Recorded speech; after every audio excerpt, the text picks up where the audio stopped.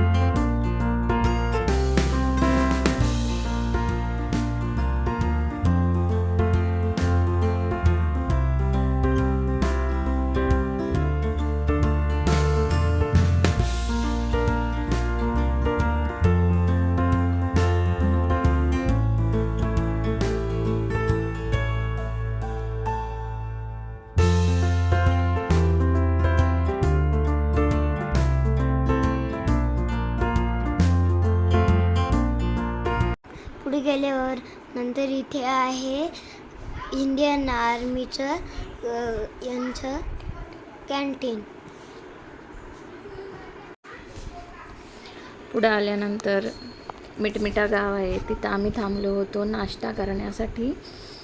नाश्त्यामध्ये आहे स्पेशल माई वडापाव घेतला आम्ही सगळ्यांनी तिघांनी पण आणि नाश्ता केला आणि निघालो पुढील प्रवासासाठी.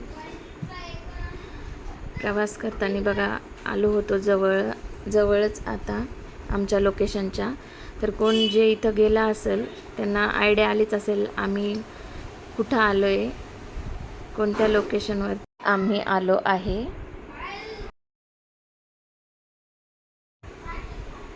तर हे जे लोकेशन आहे आम्ही जिथं आलो आहे ते आहे आपल्या छत्रपती संभाजीनगरमधील देवगिरी किल्ला. दौलताबाद किल्ला आहे. तो आपल्या छत्रपती संभाजीनगरपासून 16 किलोमीटर अंतरावर आहे. ही आहे किल्ल्याची एक सुरुवातीची भिंत.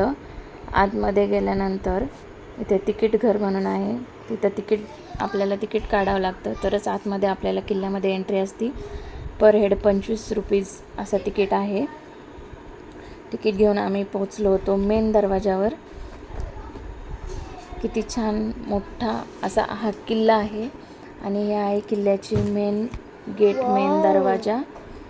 इथं आपल्याला तिकीट चेकिंग करून आतमध्ये पाठवलं जातं.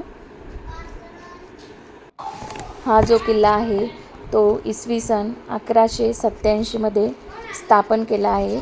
जे यादव होते त्यांच्यामध्ये डायनेस्टी राजा भिल्लम याने हा किल्ला बनवला होता. या किल्ल्याला सैनिकाच्या आणि ताकदीच्या बळावर आजवर कुणीही जिंकू शकले नाही. हा किल्ला सुमारे 200 मीटर उंच असणाऱ्या एका डोंगरावर बांधण्यात आला असून या किल्ल्याच्या तटबंदीची भिंत जवळपास 5 किलोमीटर लांबीची आहे. या किल्ल्याचा जो मेन दरवाजा आहे तो जवळपास 1 किलोमीटर दूर आहे आणि किल्ल्याच्या आतमध्ये प्रवेश करताना एकामागं एक असे खूप दरवाजे जे की दुश्मन पार करू शकणार नाहीत. पुढं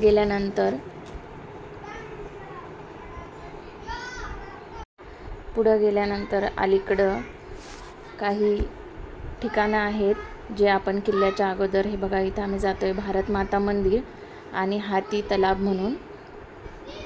तर किल्ल्याच्या सुरुवातीला हे काही ठिकाणं आहेत आणि तिथं आपण एकदा जाऊन बघू शकतो. तर आम्ही अगोदर इथं गेलो होतो. हे बघा, हा आहे खूप मोठा असा हाती तलाव. पहिल्या काळात इथे कदाचित हाती राहत असतील, पाणी पिण्यासाठी वगैरे त्यांच्यासाठी हा हाती तलाव बनवलेला असेल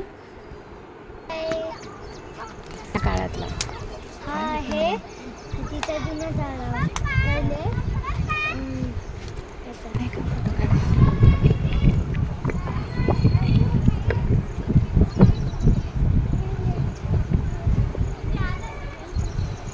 जसं जसं वरती जात होतो तसं खूप छान आणि थंड अशी हवा चालू होती. ऊन देखील होतं. आता पावसाळा आहे पण सध्या पाऊस नाही आहे, तर ऊन पण पडलेलं होतं. आता आम्ही भारत माता मंदिरात एंट्री करतोय. किती छान दृश्य आहे बघा. अर्धे अर्धे असे खांब आहेत, जे की आपण पिक्चरमध्ये वगैरे असं बघतो तसं. तर आता मध्ये चाललो आहे भारत माता मंदिराकडं. हे बघा, पूर्ण दगडांनी हे खांब, खूप मोठे मोठे खांब पूर्ण दगडांनी बनवलेले आहे. पूर्ण दगड वापरलेला आहे या मंदिरासाठी. हे आहे आपले भारत मातेचं मंदिर. बघू शकता तुम्ही, खूप मोठे मोठे खांब आहेत आतमध्ये आणि खूप मोठं असं मंदिर आहे. खूप मोठा परिसर आहे मोकळा. नंतर तिथं आम्ही काही फोटोज क्लिक केले आणि निघालो पुढं जाण्यासाठी. तर हे आहे बघा उंच असं हे चांद मिनार. 4 स्टेपमध्ये अशी चांद मिनार बनवली आहे आणि जमिनीपासून 70.9 मीटर अशी उंची या चांद मिनारची आहे आणि ही बनवली आहे इसवी सन 1445 मध्ये. त्यानंतर त्याच्या डाव्या साईडला आहे तोफ संग्रहालय, ज्यामध्ये खूप वेगवेगळ्या प्रकारच्या आपल्याला तोफा बघायला भेटतील. सुरुवातीला या साईडला 3 आणि दुसऱ्या साईडला 3 अशा मोठ्या मोठ्या तोफा ठेवलेल्या आहे आणि बाकीच्या 3ही बाजूने ज्या छोट्या छोट्या तोफा दिसतात त्या ठेवलेल्या आहे.